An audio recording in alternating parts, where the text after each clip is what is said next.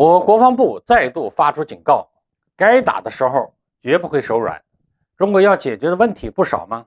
日本和菲律宾都该听进我们的警告了。各位网友大家好，欢迎收看本期中红 Talk。近段时间以来我国国防部发言人似乎很忙隔一段时间就能听到他们一番霸气的放话。相信很多朋友都还记得，针对美国在台海问题上没有底线的挑衅以及台湾当局方面心存不切实际的幻想，从而想尽办法与美国走近，我国国防部直接警告称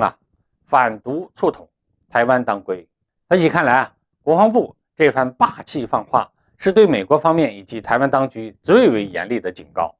也是在向外界表明我们解决台湾问题的决心。可以说不管任何问题，只要我们是下定了解决问题的决心，那么很多事情也就好办了。近日我国国防部是再度发出警告，只不过警告的对象换成了菲律宾和日本。其实说到日本和菲律宾这两个国家相信很多朋友的第一反应就是菲律宾靠不住，而日本呢就是很欠打。虽然这么说有点不太好，但从目前的形势来看事情和大家想的其实差不多。日本我们就不说了，作为近在咫尺的邻居日本精英阶层总是想着如何对付中国，日本政府呢也时常通过各种举动配合美国来围堵中国。而最直接的体现就是日本要在距离台岛很近的地方建基地，在基地呢部署导弹部队驻扎在该基地。至于日本这样做是为什么，追溯到安倍晋三那一番台海有事就是日本有事的危险言论，一切就不言自明了。大家说，对于时时刻刻都想着要干涉我国台湾问题，甚至还打算在军事层面对付我国的日本，到底该不该打呢？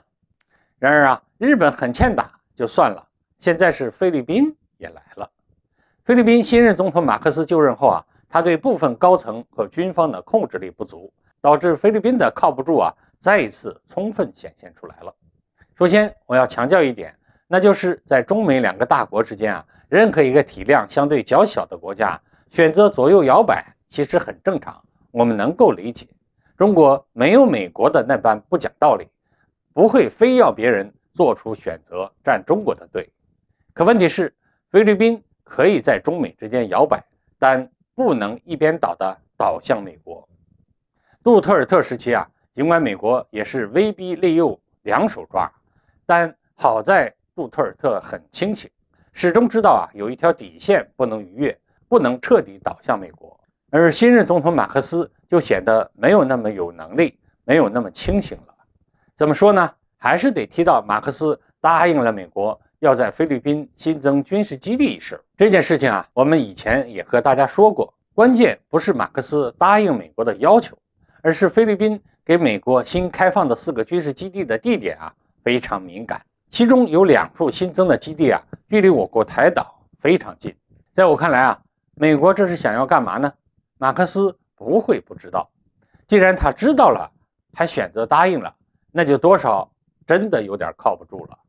说到这里再回到我国国防部对菲律宾和日本的警告，也就是表明钓鱼岛及其附属岛屿是中国领土，且我国对南海诸岛及其附近海域拥有无可争辩的主权。针对个别国家在钓鱼岛、南海等问题上的挑衅行径解放军将采取必要措施。至于所说的必要措施是什么，我们暂且就不讨论了，大家也可以期待一下。只能说是该打的时候绝不会手软。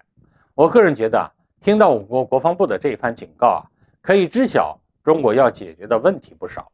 说白了，日本、菲律宾虽然表面上在配合美国，试图要在台海问题上搞事儿，但他们却别有一番心思，也就是日本想趁乱打钓鱼岛的主意，而菲律宾呢，则是想趁乱打南海诸岛的主意。这里我们要明确一点这些问题都是台海问题所衍生出来的问题，所以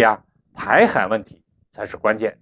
可以说只要台海问题一解决，其他问题恐怕都将迎刃而解。而前面我也说过，我国国防部誓言台湾当归，可谓是表明了我国解决台湾问题的决心。既然决心要解决这个问题，那么日本和菲律宾都该听进中国的警告了，不要做出误判，以便招来不必要的麻烦。好，各位网友，今天的话题我们就聊到这儿，欢迎各位留言评论，我们下期再见。